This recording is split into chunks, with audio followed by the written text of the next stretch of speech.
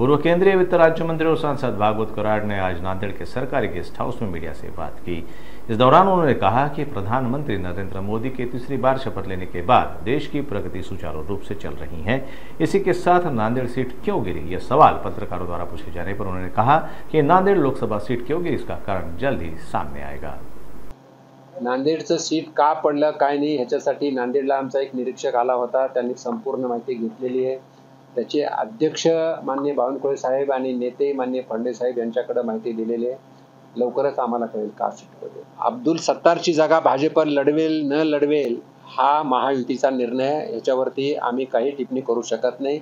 महायुतीचे नेते माननीय शिंदे साहेब, फडणवीस साहेब आणि अजितदादा हे कोण कुठल्या जागा लढवतील हे ठरवतील। पण एक मात्र नक्की, जे वरून आदेश येईल त्याचं आम्ही पालन करू।